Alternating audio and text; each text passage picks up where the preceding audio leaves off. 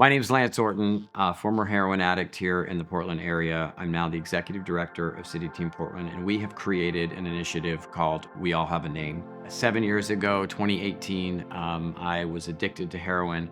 I was living in the back of my car, and I had a particular drug dealer by the name of Crazy Cameron. He was after me.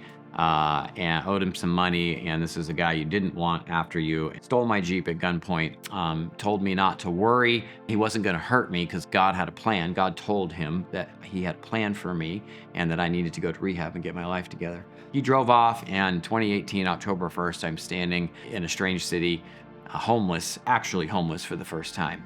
And through that process, led from that to the hospital. In the hospital, when they discharged me, they gave me a voucher that looks just like this to the City Team Emergency Men's Shelter. And that's how I got to City Team in 2018. From that to executive director and purchasing this 30,000 square foot building in Old Town, a lot of steps, of course, that happened. This particular door, every single day, there was the same guy. He was in a wheelchair. He had tarps wedged up into the doorway.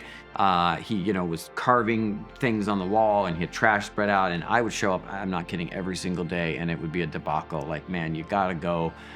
I don't know what to tell you, but you just gotta move. And some days he would throw things at me and cuss at me, and he would, some days he was in a full psychosis, and I'd have to call the cops, or I'd have to call the chat team.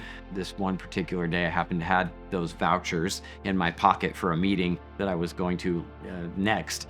And, I was feeling good about myself. I was prayed up, and I'm like, okay, I'm going to approach this differently. And I walk up to the individual, and I get down on one knee, and I just say, "What is your name?" And he looks at me from pulls the tarp out. He's like, "Josh." And I'm like, "Josh, I'm an ex-heroin addict. I was homeless right here in this area for a very short period of time. This voucher saved my life. It's to a men's shelter. No questions asked. You can take this." And we just had this 5-minute, super calm conversation. He took the voucher. He packed up his stuff quietly. He even cleaned the trash up on the sidewalk and put it in a little bag, and he wheeled off. The point is that conversation, just getting down on his level, learning his name, humanizing him, led to just a whole different outcome.